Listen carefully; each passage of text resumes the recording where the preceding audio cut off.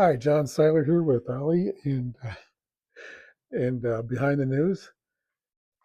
Behind the news, I'm going behind the news to find out what's going on. Ali's a little rambunctious again. I put him down, and I have some important things to discuss today. Hope everybody's doing great. I'm here in Orange County, California, especially Irvine, and you can see in back. It's a beautiful December 10 day. There's all kinds of snow. We're getting 6 feet today. Oh, I'm sorry. That's back east in Michigan where I grew up, which which I kind of enjoyed when I was a kid, but now that I'm older, not so much. But today it's 81 degrees here, so eat your heart out, Tennessee. So several of my friends have moved to Tennessee and nearby Alabama in recent years. Low taxes, gas costs $2 less than here, and more sensible politics. But anyway, we can enjoy what we can here in beautiful Irvine. And a couple of things I want to talk about today behind the news. And one of them is I go to my Substack, johnseiler.substack.com.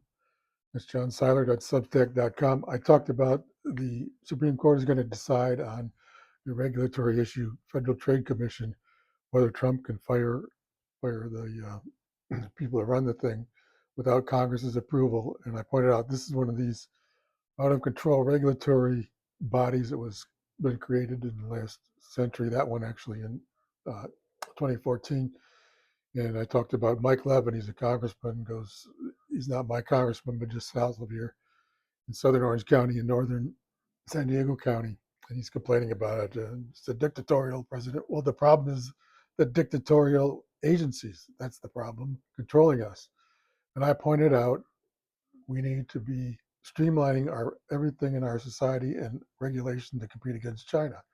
So here's a story today from the Financial Times. We're the good newspaper, despite all the problems I have with it in many areas. The meaning of China's $1 trillion trade surplus. So China now has $1 trillion trade surplus with the world, not with the United States, just the United States. And this is why Trump's tariffs don't matter in this sense, because the rest of the world is ignoring it. China, the United States is 6% of the population of the world and about 19% of the economy. But China's just selling all their stuff. They make more cars than anybody now, really beautiful electric cars. And I had another story. I'll talk about that in a minute. But they're just running away with everything. And if you see my Substack a couple weeks ago, I wrote about of the 12 top science institutions in the world. The 12 top 10 are in China, including number one. Number two is Harvard, and number 8 was Max Planck Institute in Germany. All the others are lower than that, like Yale. University of Michigan was pretty high. I went there for a couple of years, although I graduated from Hillsdale College. So they're just running away from it. This is it says here, Beijing's milestone marks its industrial strength and economic imbalances. But wouldn't you like to have those imbalances? They're producing so much stuff they have to sell it overseas at a discount. What are we doing in this country? Mike Levin is worried about the Federal Trade Commission not doing enough stuff when it should be abolished. And this is one from a couple of days ago, also Financial Times. This is really kind of shocking. You might remember around 25 years ago, if you're old enough, they had these commercials with Audi, the automobile company. And the emphasis was German engineering. That was the whole thing. They showed the cars sleekly going through a forest or somewhere, and they emphasized German engineering, the experience, the driving, which I've never owned one myself, but people I know have enjoyed those Audis and BMWs and of course Mercedes. But this one right here says VW, which owns Audi, by the way, and Porsche. Did they spin off Porsche? Maybe they did. Anyway, VW says EV production costs halved with car engineered entirely in China. First models developed outside Germany. Partners help drive research. So German engineering, so much for that. In China, they have far more engineers than anybody, including us. We have a lot of lawyers in this country and a lot of other people, regulators at the FTC. But in China, they're building things. That's how you dominate the world. and eventually it's going to be in defense. They'll be dominating us there too. We're just lost in all this. It's just crazy how that happens. And let's turn to some other stuff today in today's news again. We have it here. The actual times behind the news.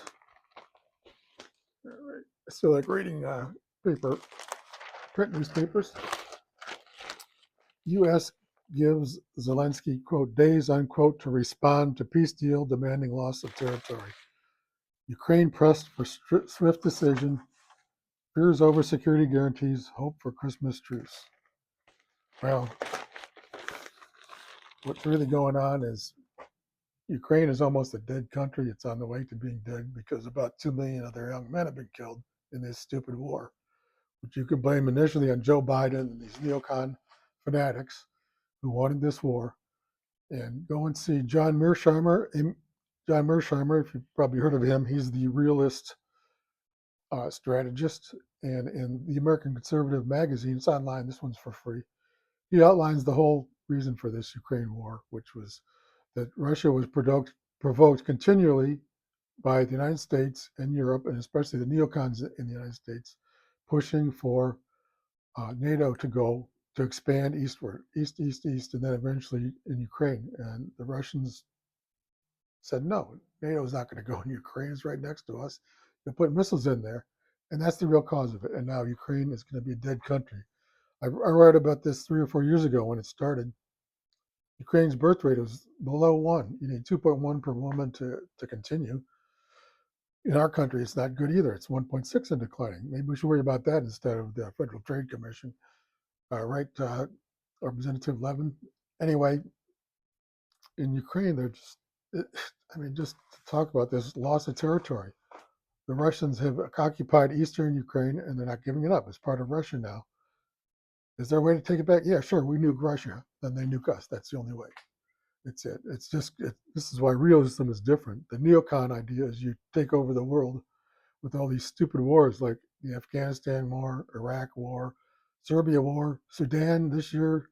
We've was it Sudan or Somalia? I get them mixed up. We bombed it 100 times. Trump has bombed it. He's supposed to be the peace president. He's always talking about peace. And maybe he'll do some good things here. Who knows? I'll give him a benefit of the doubt if he does have peace.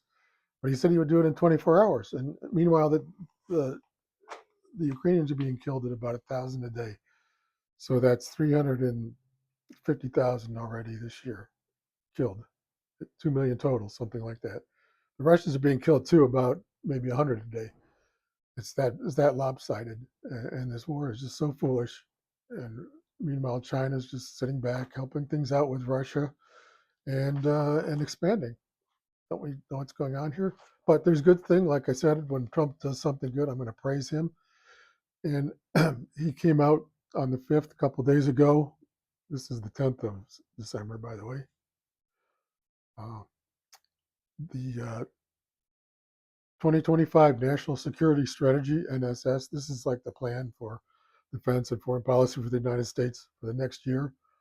This supersedes Biden's plan, which was we're going to take over the world. We're a democracy and everybody's going to be a democracy and you better do what we tell you. So this one is fortunately what I've been calling for almost 35 years, which is to recognize that the United States is one of 3 great powers. The other 2 are China and Russia.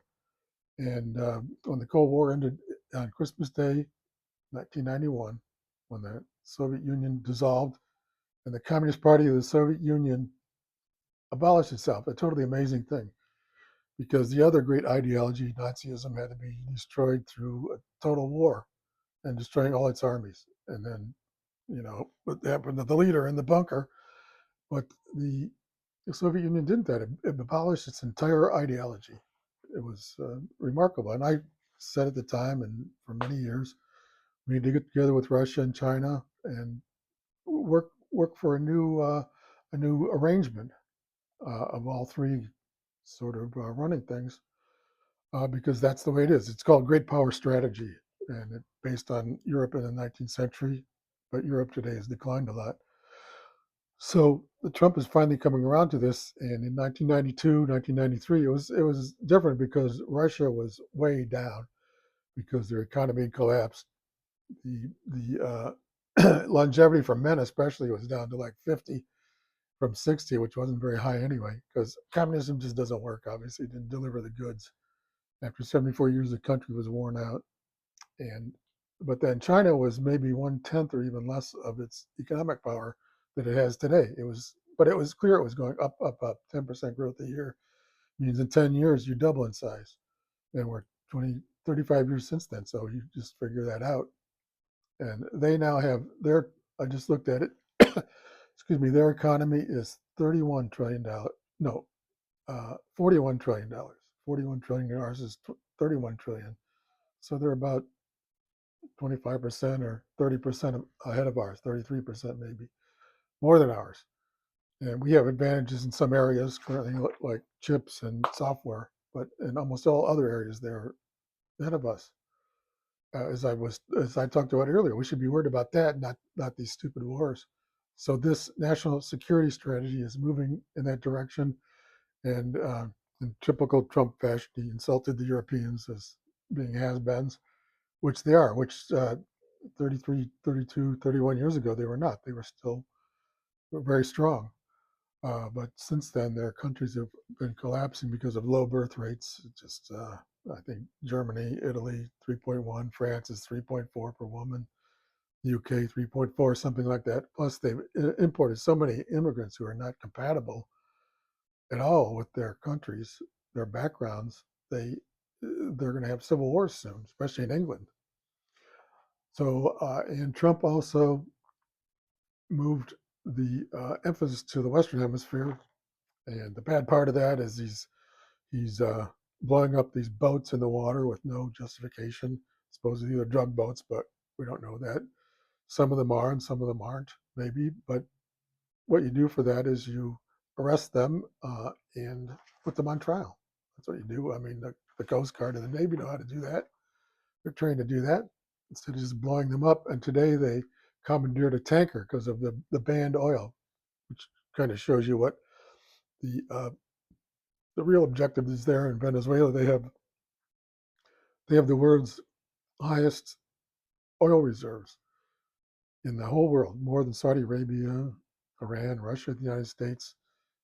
But one problem is it is thicker crude, as I understand it. Thicker crude oil takes more to refine it, so it's a little bit more expensive to do that. But still, they have it there, and it's obvious the people that are at the high levels in the U.S. government and in the security establishment want to control that, and they're not able to right now. And Venezuela is run by this guy Maduro, but why is that our business? It's their country. When the Cold War ended, I was a really tough, really chilly Cold Warrior, and I wanted the embargo on Cuba and all that stuff. But when it ended, I said, no, let's get rid of the embargo on Cuba. Because when we traded with Eastern Europe at the end of the Cold War, Poland and Czechoslovakia and Hungary and Romania, we started trading more with them, even though they were still communists. They were part of the Soviet bloc, the Soviet Union, the Warsaw Pact. But our companies went over there and they started trading, and tourists went over there.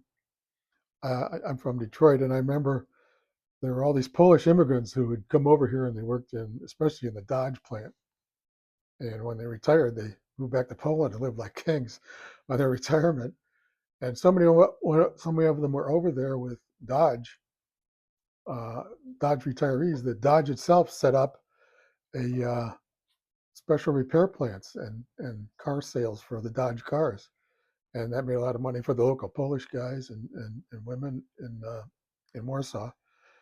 But it showed how American capitalism worked to them firsthand, and gave them some little American Yankee dollars. And I said, that's what we should do for Cuba. But I knew these Cuban exiles because I went to their dinners. This was in the early 90s and the late 1980s because I was from the anti-communists and wrote editorials back in Cuba and attacking Castro. When it ended, I said, let's do what we did in Eastern Europe, send a bunch of businessmen into Cuba and they'll just change things on their own.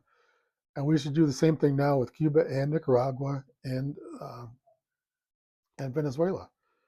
We just end these embargoes, start trading with them. They'll come around. It's not going to happen right away.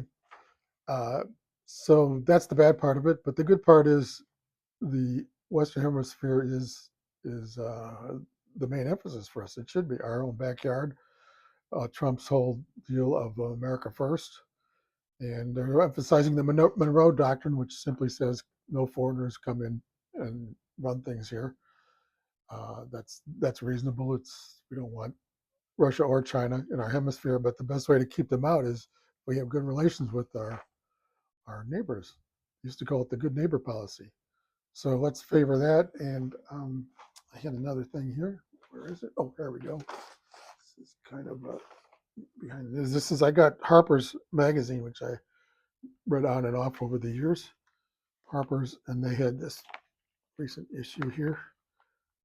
Soldiers of Misfortune. Why the world's richest military keeps losing wars. Well, it's because it's bad policy and the strategists in the United States are fools, especially the neocons. That's why. It's not because of the troops. Come on. Come on. Our troops have problems, but that's not the problem. And here we go. This guy, Seth Harper, no, I'm sorry, Seth Harp, 4 Harpers. He says, um, I had occasion to recall a 2023 study that found that military service is the single strongest predictor of whether an American will commit a mass killing. Strongest predictor. So if you're in the military, you're a psycho. You're a veteran. Like me, I'm a veteran. And I remember in the 70s when the Vietnam veterans were coming home, they were treated badly. In Hollywood, just about every show, every week, they would have some psycho Vietnam veteran that would be committing a murder or mass crime or robbing a bank or something, and he was always nuts because the Hollywood hated America. They hated our troops. They hated capitalism, even though we're all getting rich. So this is kind of a recrudescence of that, a return of it. And I looked this up. This is a totally bogus study, totally bogus. And the thing is, uh, military service people just do the logic. This guy doesn't know anything about math or statistics. If you're in the military, if you're a veteran, you know how to use weapons because the military taught you. So you're not just some guy who doesn't know how to use weapons and goes and buys one in a store. You've actually known how to use it, so you're more likely to have that capacity. But also to plan these killings, you need a higher IQ. If you have an 80 IQ, you're not going to do it. You can't think about it. And the military has this thing called ASFAB, which is an IQ test. They say it's not an IQ test, but really it is. It's a minimum requirement you need to get into the military, any of the services, whether the Army, Navy, Air Force, Marines, Coast Guard. So you have to have minimum intelligence. I looked it up. It's like 90, but that's the minimum. The average for a military is higher than the national average, which now America's national average is like 98 IQ, and the military average is higher, I think, like 105. So there's the two statistical reasons right there. If you weed out the people who don't know how to use guns and you weed out the low IQ people, well, then your percentage of everybody else, that is the military veterans, is going to go higher, and the ones who might commit these crimes. It's just basic statistics, and it was a foolish study. So that's what's crazy about that. And so I hope we're not going to have another thing now where the poor veterans that got involved in these mistaken wars wasn't their fault. It was the politicians that we blame. Some of them are still in power, like Lindsey Graham, who's always harping about more wars. And I had one thing here more to show you. I found this old book, William Fulbright, The Price of Empire. When I was growing up and learning about politics back in the 60s, he was like one of the guys that was having doubts about the Vietnam War. He was the head of the Foreign Services Committee in the Senate until the mid 70s, I think. And he was actually a mentor for Bill Clinton because he was from Arkansas back in the day. And anyway, Fulbright had a lot of questions about the military extension back then about going too far. So it's I just found this out, and he was always questioning Lyndon Johnson about the strategy of the war. And Fulbright originally endorsed it with the uh, Gulf of Tonkin resolution in 1964, which totally look it up online. Wikipedia has a good article. It was totally bogus. There was this incident, and LBJ and the military amplified it. In the Gulf of Tonkin, off of the coast of North Vietnam, and they used that to excuse the war. And later on, when some senators would say to LBJ or representatives, they would say, where's your justification for the war? There's no declaration of war like you're supposed to. It's right there in the Constitution. So LBJ kept a copy of the Gulf of Tonkin resolution in his pocket, and they pull it out and point to their names of these guys, including Fulbright. Say, hey, you voted for it right here. What are you talking about? Anyway, that was LBJ, and nowadays he's mainly remembered for the disastrous Vietnam War. I'm looking forward to Volume 5 of Robert Caro's autobiography. I'm not his biography of LBJ. First 4 are fantastic. They're pretty long. Read them. A good friend of mine, Mark, gave me the first one as a Christmas present a long time ago when it came out, 1982. It's really interesting. As he goes into, Carl goes into the background of LBJ and the area of Texas, around San Angelo, Texas, and he lived there for like a couple of years. Carl did, and he really has the feel of the whole area. And I was stationed there in the Army at Goodfellow Air Force Base in San Angelo, Texas, for 2 months in the hot summer of 1979. That was not a lot of fun, but it was something to go through, and it gave me an idea of what the area was like when I later read Carl's biography. So read those if you can. You have like 2 years of your life to read them, but I'm looking forward to Volume 5 when it comes out. I hope soon. So that's what I have for you today, everybody. Have a great day, and I'm gonna try to do more of these. Where's Ollie? Come here, Ollie. Come here, Ollie. Let's say goodbye. Say goodbye. We'll give him a little treat here. Here we go. This is Ollie. This is our sponsor. Really named Ollie. Okay, Ollie. Here we go. A little treat. Okay. I was reading about Pomeranians, and they're called Spitz dogs, which are closer to wolves actually than other dogs, because dogs are descended from wolves a long time ago. And so they're a little bit wilder and independent, aren't you? and and they're more independent, and they have the curly tail. There you go. Where's your curly tail, Ollie? Put it up. Oops. Where's his curly? There we go. There's his curly tail. Anyway, so they're a little bit wild there, and they're hard to control, which Ollie definitely is. So anyway, that's it for today, and have a great day. And in Southern California, enjoy this weather. Oops, it's 82 degrees now. It's even hotter. You guys in Tennessee, my good friends. So I hope it's snowing there, so you appreciate it. Have a good day. Bye.